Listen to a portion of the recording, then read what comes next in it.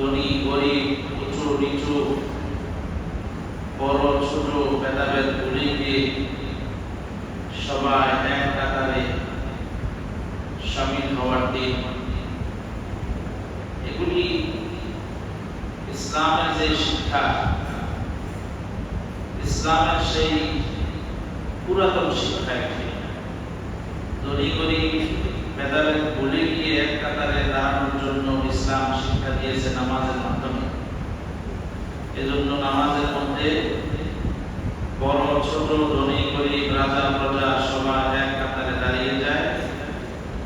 যেহেতু নামাজ একজন ইমানদারের ঈমান আনার পরে সর্বপ্রথম এবং সর্বপ্রধান কাজ, আর নামাজের মধ্যেই যেহেতু এই ভেদাভেদ নিষ্ঠুর হাতে ভেঙে চড়িয়ে চুরমার করার বিষয় রয়েছে, অতএব ঈদের দিনে এই ভেদাভেদ নতুন করে বাদ দেওয়ার কিছু নেই। প্রতিদিন 5 ওয়াক্তে আমরা এই ভেদাভেদ ভুলে গিয়ে নামাজে এক কাতারে দাঁড়িয়ে যাই। অতএব আজকের এই দিনে নতুন করে এই ভেদাভেদ ভোলার কিছু নেই। তাহলে আজকের এই দিনে আনন্দটা কিসে? হাদিসে স্পষ্ট এই দিনে আনন্দ হচ্ছে রোজা ভাঙার আনন্দ। ফারহাতুন ইনদা ফিত্রিহি, আনন্দ হচ্ছে রোজাকে ভাঙা। তো রোজা যে 1 মাস রাখলাম, আজকে আমরা রোজা ভাঙলাম, তো এটাও আবার ব্যাখ্যা সাপেক্ষ কথা। কারণ হলো একজন রোজাদার সে কি আসলে আজকে তার যে রোজা রাখতে হচ্ছে না, এ কারণেই সে আসলে আনন্দিত নাকি অন্য কিছু? একজন রোজাদার 1 মাস রোজা রাখলো, আজকে সে রোজা রাখতে হবে না তার, এই জন্য সে আনন্দিত, বিষয়টা এরকম না। আজকের এই দিনে রোজা ভাঙার যে বিষয়, এই রোজা ভাঙার বিষয়টিও আল্লাহ তাআলার ইচ্ছায়। কথা ঠিক কিনা বলেন? দীর্ঘ 1 মাস বান্দা যে রোজা রাখলো, এটি কার হুকুমে? আল্লাহর হুকুমে। আজকে যে রোজা রাখলো না, এটি কার হুকুমে? আল্লাহ। তো মুহাদ্দিসিন ইকরাম বলেন, আজকের এই দিনে রোজা রাখতে হবে না, মূলত আনন্দ এটা নয়। আনন্দের বিষয় হচ্ছে আমি যে আমার মতো একজন সাধারণ মানুষ যে আল্লাহ তাআলা এত বড় হুকুম, 1 মাস রোজা রাখার হুকুম, সেটি যে আমি আদায় করতে পারছি। আমি যে 1 মাস রোজা রাখতে পারলাম, আমার দ্বারা যে আল্লাহ তাআলার এত বড় হুকুম পালন সম্ভব হলো, মূলত রোজাদারের জন্য এটি হচ্ছে আনন্দের বিষয়। কারণ আল্লাহ তাআলার বান্দাবান্দীদের মধ্যে যারা আল্লাহ তাআলার ইবাদত গুজার বান্দা, তাদের মূল আনন্দ হচ্ছে আল্লাহ তাআলার কোন হুকুম পালন করার মধ্যে। সে আল্লাহর কোন হুকুম পালন করতে পারলে আনন্দিত হবে। আর মুমিনের আনন্দের বিষয় হচ্ছে মুমিন যখন নেক কাজ করে তখন সে আনন্দিত হয়। আর মুমিন যখন গুনাহ করে ফেলে আর সে বুঝতে পারে যে এটা গুনাহ, তখন সে কষ্ট পায়, তখন তার দিলের মধ্যে অস্থিরতা তৈরি হয়। এটি হচ্ছে একজন মুমিনের বৈশিষ্ট্য।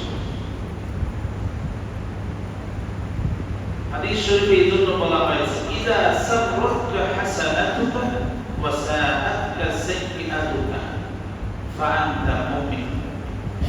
যখন তোমার নেক আমল তোমাকে আনন্দিত করে আর তোমার থেকে ঘটে যাওয়া গুনাহ তোমাকে কষ্ট দেয়, তখন তুমি মুমিন।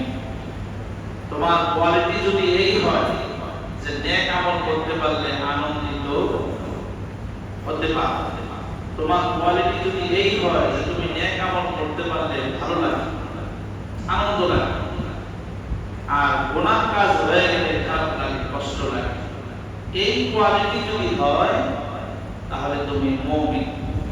তাহলে তুমি কি? মুমিন। তাহলে মুমিনের কোয়ালিটি হচ্ছে মুমিন নেক আমল করতে পারলে আনন্দিত হবে, আর মুমিনের দ্বারা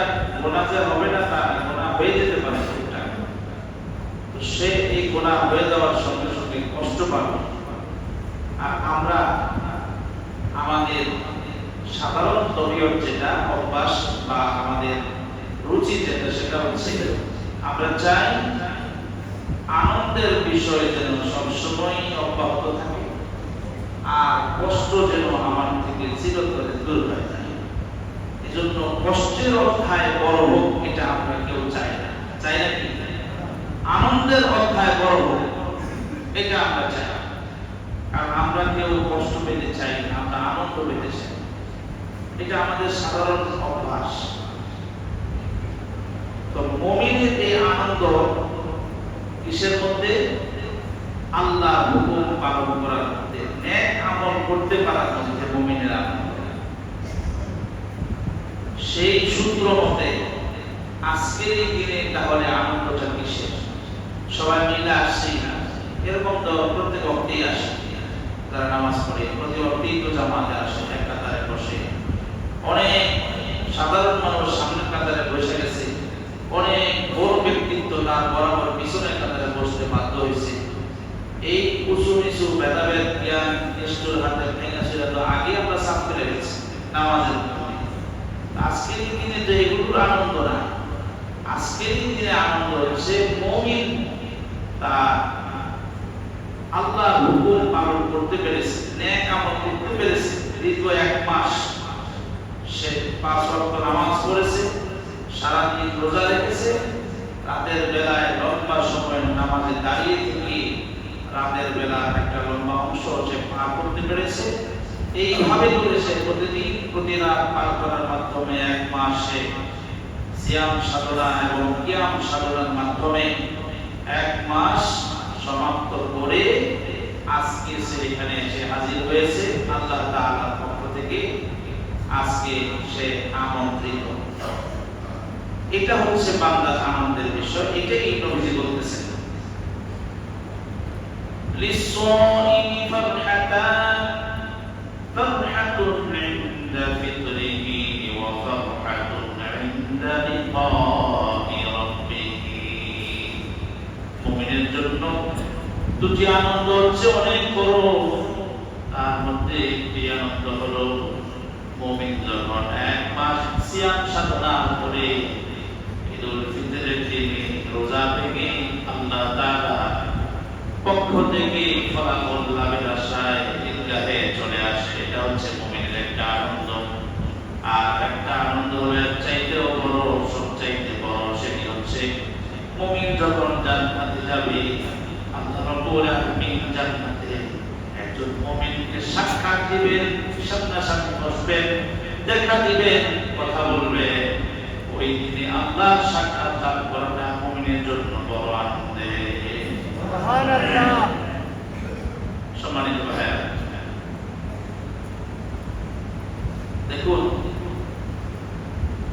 আজকের এই দিনে তাহলে আনন্দ কার জন্য?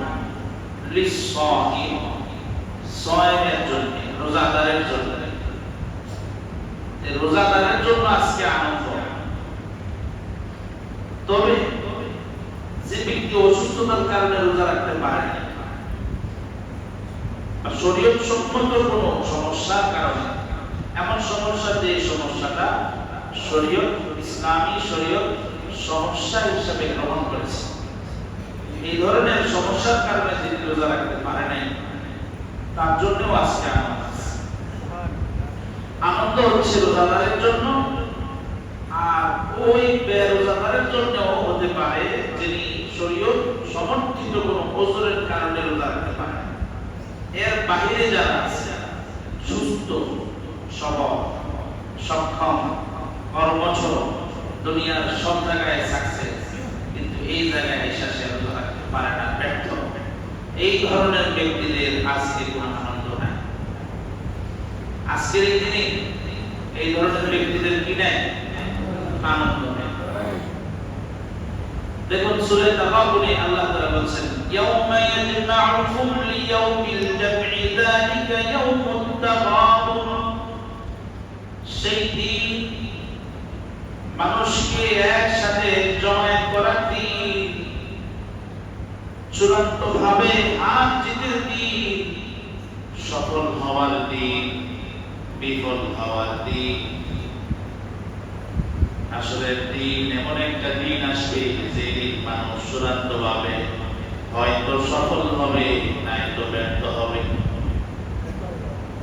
ওই ব্যর্থতার দিনের কথা আল্লাহ তাআলা স্মরণ করিয়ে দিয়ে বলেন, সফলতা আর বিফলতার সেই দিনে একদল লোক তো সফল হবে। যারা সফল হবে তারা কারা? আল্লাহ তাআলা বলেন, ওয়া মান ইউমিন বিল্লাহি, যারা আল্লাহর প্রতি ঈমান আনে, ওয়া ইয়ামাল সালিহান, আর নেক আমল করে, ইউকাফির আনহু সাইয়্যাতিহি, আল্লাহ তাআলা ওই সমস্ত ব্যক্তিদের সকল গুনাহগুলিকে মাফ করে দেন। ওয়া ইউদখিলুহু জান্নাতিন তাজরি মিন তাহতিহাল আনহার, আর যে জান্নাতের নিচ দিয়া নহর প্রবাহিত থাকবে, ওই রকমের জান্নাতে তাকে প্রবেশ করা। খালিদিনা ফিহা আবাদা, ওই জান্নাতে চিরস্থায়ীভাবে তাকে বসবাস করতে দিবে। তাহলে যে ব্যক্তি ঈমান আনে, নেক আমল করে, আল্লাহ রাব্বুল আলামিন তার গুনাহ ক্ষমা করে দিয়ে এমন জান্নাতে তাকে প্রবেশ করাবেন যার নিচ দিয়ে নদী প্রবাহমান, আর ওই জান্নাতে চিরদিনের জন্য চিরস্থায়ীভাবে তাকে বসবাস করতে পারমিশন দিবেন।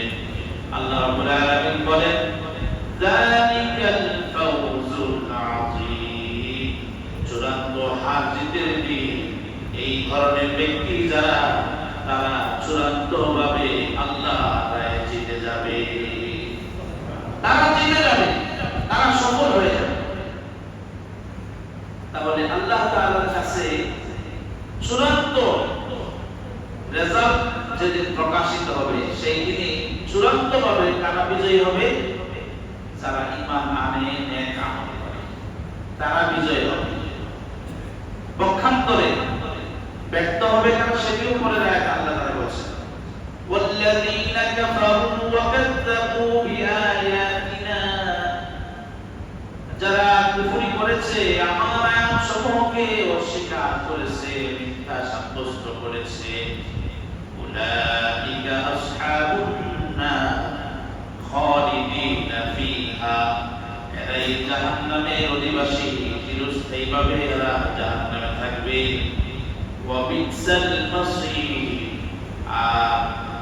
আবাসস্থল হিসাবে জাহান্নাম বড়ই না নিকৃষ্ট। এই শ্রেণীতে যারা থাকবে তারা সেদিন ব্যর্থ, বিফল, ফেলিয়ার, তারা ফেল করে ফেলছে। আর সেই দিন যারা ফেল করবে তারা আবার পাস করার কোনো সুযোগ নেই, চূড়ান্ত হার জিত সেদিন। সেই দিন যে হেরে গেছে সে একবারে হেরে গেছে, তার আর জেতার কোনো সম্ভাবনা নাই, কোনো সুযোগ নেই। সেই দিন যারা এরকমের ঈমান আনার মাধ্যমে, নেক আমলের মাধ্যমে, সেই দিন যারা জিতবে, সফলতা কামিয়াবি হাসিল করবে, ওই দিন তারা চূড়ান্ত ভাবে সফল হবে। কথা যদি বুঝে থাকেন বলেন তো, ঈমান আনা আর নেক আমল করা, এটা কি হাসরের দিনের কাজ নাকি দুনিয়ার কাজ? কাজ করবেন দুনিয়ায়, সফল হবেন কোথায়? আখিরাতের মাঠে। এমন না যে সেদিন থেকে ঈমান আনন্দ নেই, সেদিন নেক আমল ভালো করে ধরবো নেই, এরকম না। আল্লাহ রাব্বুল আলামিন বলেন, যারা সফল হবে তাদের জন্য আল্লাহ তাআলা ঘোষণা হচ্ছে, ওয়াসিফাল্লাযীনা তাকাউ রাব্বাহুম ইলাল জান্নাতি যুমারা, মুত্তাকি যারা আল্লাহ ভয়ে ভয়ে জীবন পরিচালনা করেছেন, যারা ঈমান এনেছেন, যারা নেক আমল করেছেন, যারা এই সমস্ত ব্যক্তিদেরকে দলে দলে জান্নাতের দিকে নিয়ে যাওয়া হবে। হাত্তা ইযা জাউহা ফুতিহাত আবওয়াবুহা,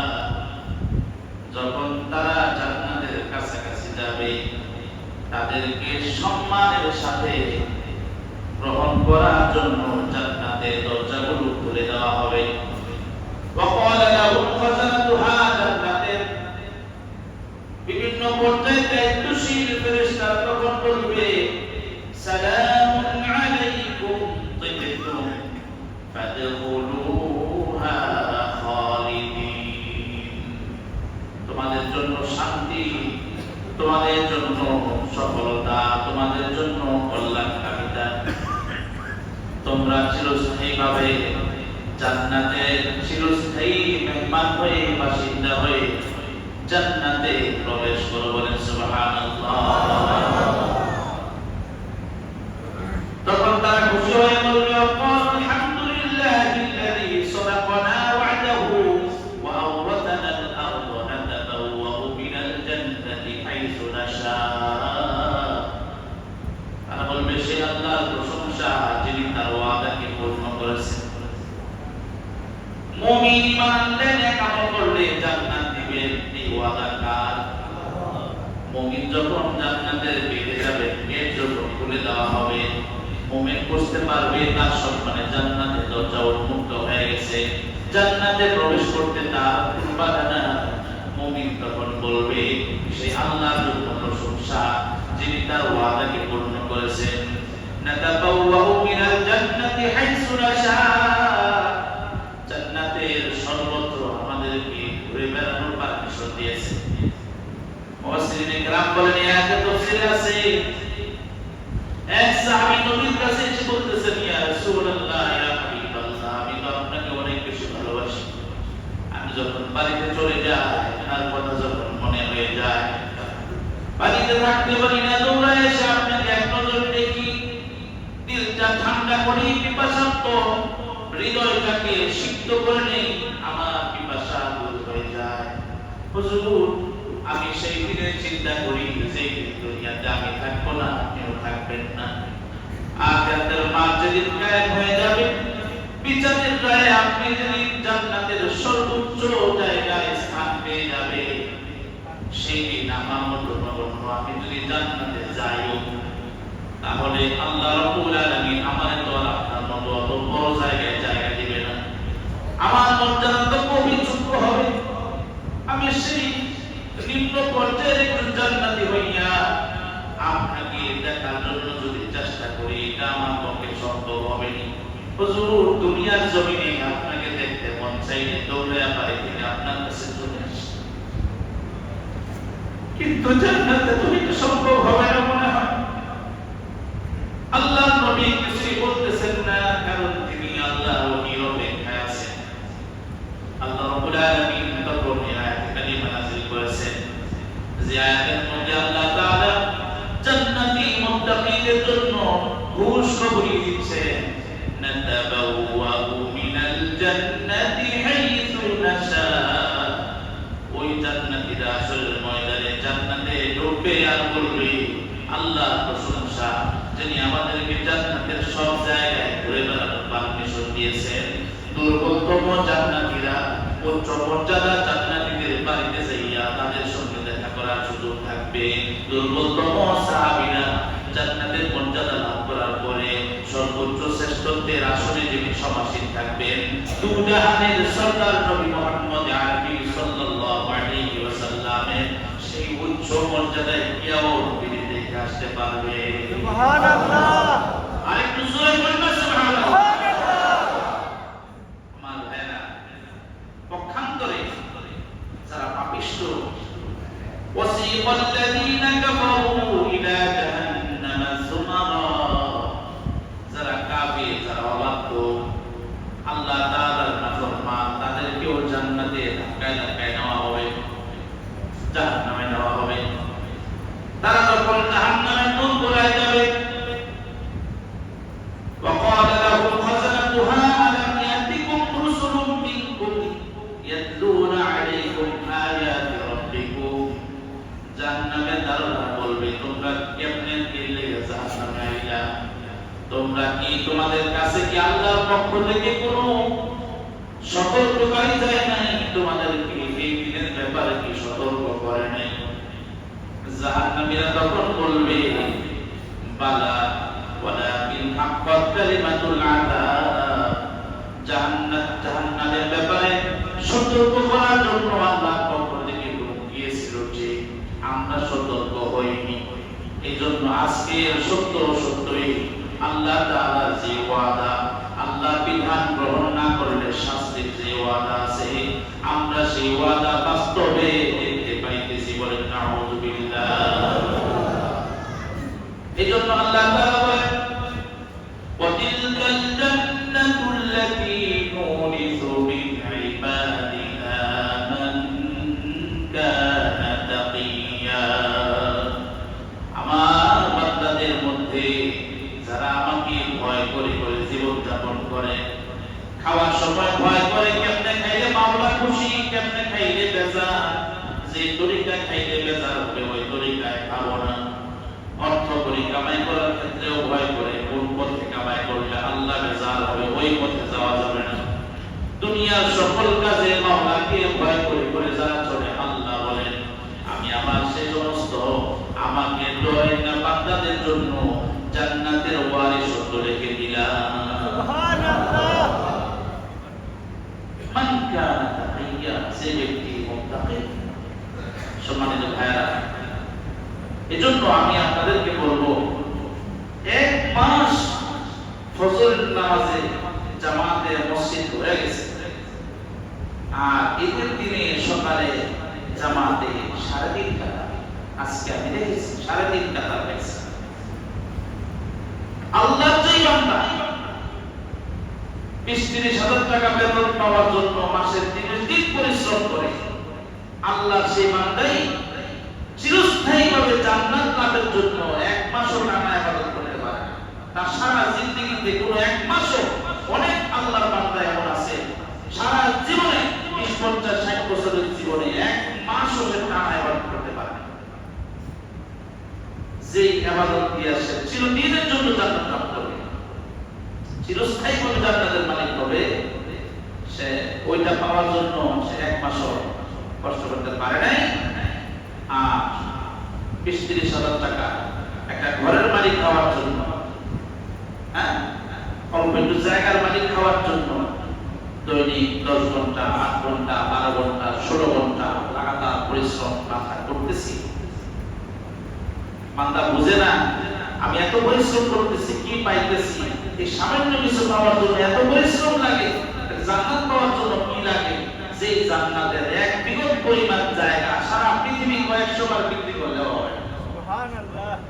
সম্মানিত ভাইরা, তাই আসুন না আমরা আজকের এই দিন থেকে আমরা নিজেদেরকে শুধরে নেওয়ার চেষ্টা করি। রমজান মাস গেছে গা, এখনো আমরা যদি গোনার ব্যাপারে সতর্ক না হই, তাহলে আমরা যে ধ্বংস, এটা হাদিসে বলা আছে, আমাদের যে ধ্বংস, যদি রমজান যাওয়ার পরেও আমরা গুনার ব্যাপারে সাবধান সতর্ক না হই, আমরা যে ধ্বংস হয়ে যাব এটা হাদিসে আছে।